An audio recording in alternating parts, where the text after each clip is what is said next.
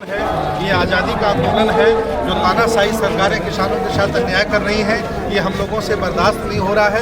पूरी दुनिया इस सरकार को थूक रही है, मोदी सरकार को थूक रही है, फिर भी ये तानाशाही मोदी किसानों के इस कानून को वापस नहीं कर रहा है। तो हम सारे लोग जितने भी भगवान बुद्ध बाबा साहब के अनुयायी हैं, सभी लोगों से अपील कर रहा हूँ कि आप किसानों का साथ दीजिए, दिल्ली में आकर इनका साथ दीजिए, ताकि तानाशाही सरकार झुके और किसानों के बिल वापस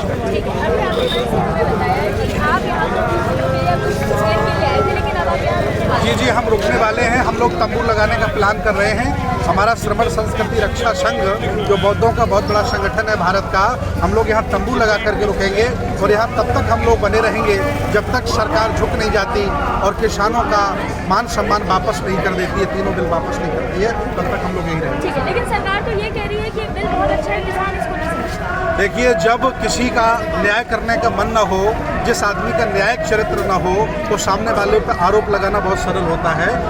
हम फसल पैदा करते हैं तो हमें मालूम है कि मेरे साथ अच्छा हुआ कि बुरा हुआ। ये गलत लोग हैं, ये झूठे लोग हैं, एसी में बैठने वाले, बड़ी बड़ी कोठियों में बैठने वाले, ये बड़े बड़े पैसे वाले लोगों को क्या पता है कि बिल सही है कि सही नहीं है। ये बिल्कुल गलत बिल है, ये किसानों के साथ अन्याय है। किसानों को किसान नहीं मजदूर बनाने की जुगत है सरकार की, और बड़े बड़े उद्योगपतियों को पूरा खेत जमीन देने का पूरा प्रोग्राम है। इसलिए सरकार बिल ला करके अमीरों को फायदा पहुँचा रही है। आप इतनी दूर से यहाँ पर अभी कल उन्होंने बयान दिया कि अगर सरकार ने किसानों का ये जो कानून है उसको वापस ले लिया, किसान की बात मानी, तो आंदोलन एक्शन करेंगे। जितने लोग किसानों के खिलाफ बोल रहे हैं, उनका दोष नहीं है, दोष इन गरीब लोगों का है, असहाय कमजोर लोगों का है, किसानों का है कि जिन्होंने वोट देकर इनको बोलने लायक बना दिया। इनकी तो औकात भी नहीं थी 4 पैसे की। इन गरीबों ने, असहाय कमजोर मजलूमों ने, कमेरा समाज के लोगों ने वोट देकर इन्हें इस लायक बना दिया है। ये मुट्ठी भर लोग हैं, आज ये किसानों को बुरा भला कह रहे हैं, कभी पाकिस्तानी कभी खालिस्तानी कभी बदनाम कर रहे हैं। ये सरासर गलत है, ये लोकतंत्र पर हत्या है, ये संविधान को खत्म करने की साजिश है। इसलिए हम लोग किसानों के साथ खड़े हैं और खड़े रहेंगे। सवाल ये है कि जिस तरीके से सरकार बार-बार ये कह रही है कि पंजाब और हरियाणा के किसानों को बचा है, बाकी के देश के किसानों को कोई परेशानी नहीं है। ऐसा नहीं है। देश भारत में जितने भी लोग किसान हैं उनकी समस्या है। एक्चुअली पंजाब और हरियाणा के किसान समझदार हैं, बुद्धिमान हैं, पढ़े लिखे हैं, इसलिए इन्होंने समझ पाया है, सक्षम है, इसलिए उन्होंने समझ पाया है। उत्तर प्रदेश किसान तो मजदूर है, उनके पास 2 बीघा जमीन, उन्हें क्या पता है, वो तो मजदूर है, इसलिए वो समझ नहीं पा रहे हैं। और एक प्रोपेगेंडा चला करके आम किसानों को भड़काया जा रहा है। ये सरकार साजिश चल रही है। क्या लग रहा है जिस तरह से यहाँ पर 28 दिन से अधिक होते जा रहे हैं, सरकार की अभी तक कोई प्रतिक्रिया नहीं है कि इस बिल को वापस लेगी? सरकार पागल है, सरकार बौखलाई हुई है, सरकार डरी हुई है। सरकार के फर्जी लोग, सरकार के भेजे हुए लोग इस आंदोलन में चारों तरफ घूम रहे हैं। भीड़ को देख करके वो डरे हुए हैं कि अगर ऐसे ये चलता रहा तो पूरा देश का जितना भी सामाजिक व्यक्ति है, धार्मिक व्यक्ति है, राजनीतिक व्यक्ति है, आर्थिक व्यक्ति है, मजदूर है, सब किसानों के साथ खड़ा हो जाएगा। ये भगा रहे हमें, कल इनको ही ना भागना पड़ जाए। इस प्लान में सरकार लगी है। मुझे आशा ही नहीं, पूरा विश्वास है कि सरकार बिलों को वापस करेगी, इसलिए हम लोग खड़े हैं। ठीक है, बीजेपी सरकार लगातार आरोप लगाती आ रही है कि यहाँ पर किसान आंदोलन की आड़ में खालिस्तान की मांग की जा रही है, खालिस्तानी कहा जा रहा है, आतंकवादी कहा जा रहा है, इस तरह के आरोप लगाए जा रहे हैं। देखिए, डरता वो है जो गलत होता है। अगर ऐसी बात है तो सामने ये लोग क्यों नहीं आते? यहाँ खालिस्तानियों की तो कोई बात ही नहीं है। वो अपने हक अधिकारों की लड़ाई लड़ रहे हैं और पहले से लड़ते चले आ रहे हैं, है ना। जब हालांकि हम तो इसके पक्षधर हैं कि जब देश बड़ा हो, स्टेट बड़ा हो, कॉन्स्टिट्यूंसी बड़ी हो तो उसे छोटी कर देनी चाहिए, ताकि आसानी से लोगों को मौका मिल जाए वहाँ लोगों तक पहुँचने का।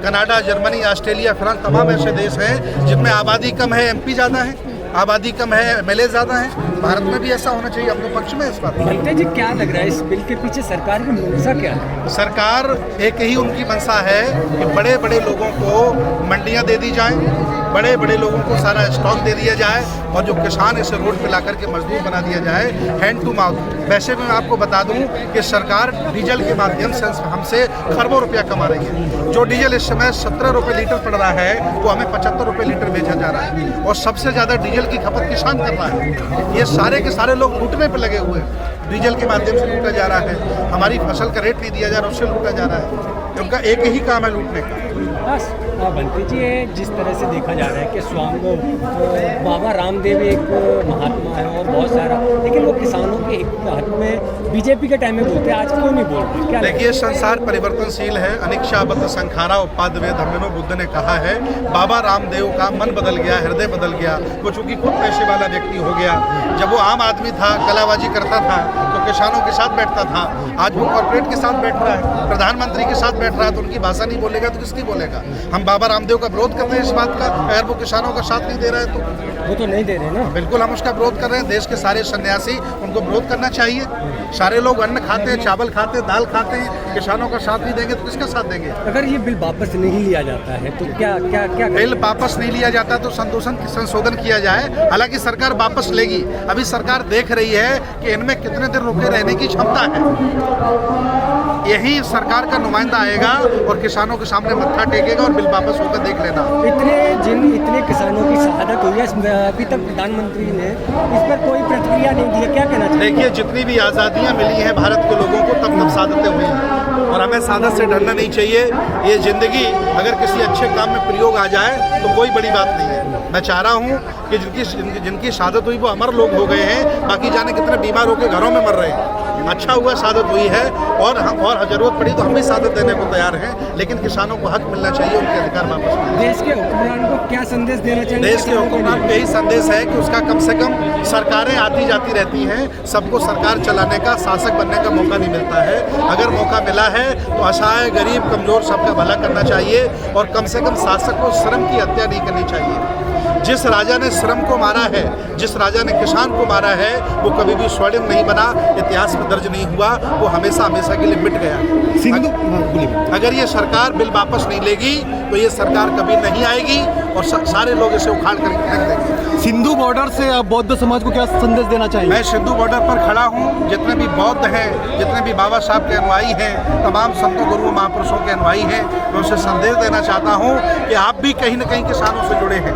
आप भी कहीं न कहीं रोटी खाते हैं, चावल खाते हैं, दाल खाते हैं। मैं पिछले 10 दिन से किसानों के समर्थन में पूरे उत्तर प्रदेश में आंदोलन चला रहा हूँ। मैंने 18 जिलों का दौरा किया और दौरा कर करके मैं किसानों का साथ दे रहा हूँ। आज मैं स्वयं यहाँ आया हूँ और मैं चाहता हूँ कि सारे देश के बौद्ध, जितने भी अम्बेडकरवादी हैं, जितने भी मिशनरी लोग हैं, सब लोग यहाँ आए और किसानों का साथ दें। इसी में उनकी भलाई है। लेकिन सर, यहाँ पर तो बताया जा रहा है कि नकली किसान है, असली किसान तो नहीं लिखे। नहीं, फर्जी बोलो, झूठ बोलते हैं, वो झूठ बोलते हैं। एक्चुअली अगर हम भूखों मर रहे हों, हमारे पास कार ना हो, हम खाने की व्यवस्था न कर पाए तो हम किसान हैं। अरे भाई, हम पुश्तैनी जमींदार हैं, लंबे समय से हमारे पास ज़मीन है, हम ट्रैक्टर से आए हैं, अपने जीने के लिए खाना बना रहे हैं, तो नकली किसान कहाँ है? हम लोग सब असली किसान हैं। सरकार प्रोपेगेंडा चला करके हमारे आंदोलन को बर्बाद करना चाह रही है, जिसे हम लोग किसी भी हालत में होने नहीं देंगे। क्या लग रहा है, क्या लग रहा है? मुझे पूरी उम्मीद है कि आज नहीं कल घुटने टेकेगी सरकार और मानेगी, किसानों को वापस करेगी। आप लोगों की आगे की रणनीति क्या है? आगे की रणनीति मेरी है, मैं पूरे देश के जितने भी बौद्ध हैं, अम्बेडकरवादी, सबको मैं जगा रहा हूँ और सबसे कह रहा हूँ कि लानत है तुम्हें, तुम घर में पड़े हो, घर से बाहर निकलो और जाइए सिंधु बॉर्डर किसानों का साथ दीजिए। मैं आया हूँ। किसान एकता जिंदाबाद, किसान एकता जिंदाबाद। हम सब लोग किसानों के साथ हैं क्योंकि हम खुद पैदाइशी किसान हैं। बहुत बहुत धन्यवाद, बहुत बहुत साधुवाद। आपको यहाँ उतरना पड़ा है, मतलब आप लोगों को भी आना पड़ रहा है, ऐसा क्या रीजन है कि मतलब कि आप लोगों को? मैं किसान हूँ, किसानों की भावनाओं से जुड़ा हूँ और ये कोई आम जनमानस की समस्या है, ये कोई राजनीतिक एजेंडा नहीं है। आप जितने भी डॉक्टर हैं, जितने भी मास्टर हैं, जितने भी IAS, PCS, जज, डॉक्टर, इंजीनियर, नेता, अभिनेता, व्यापारी, सारे लोग किसानों से जुड़े हैं। अगर वो नहीं आ रहे तो गद्दारी कर रहे हैं। वो उन्हें सबको आना चाहिए यहाँ और सबको किसानों का साथ देना चाहिए। मैं सब मानता हूँ। प्रधानमंत्री मन की बात करने वाले हैं 27 तारीख को, उसके बारे में क्या कहेंगे आप? देखिए, प्रधानमंत्री मन की बात क्या करेगा, उससे अब दिल की भी बात करनी पड़ेगी। इसलिए मैं चाहता हूँ किसान लगे रहें। आज नहीं कल ये मोदी मन के साथ साथ दिल की बात भी करेगा और कहेगा कि मुझे माफ़ कर दो, मैं किसान बिल वापस ले रहा हूँ। बहुत बहुत साधुवाद, थैंक यू। मेरा नाम बौद्ध भिक्षु सुमित रतन है। मैं लखनऊ उत्तर प्रदेश से आया हूँ भिक्षुओं के साथ और अभी और लोगों को ला रहा हूँ। Thank you.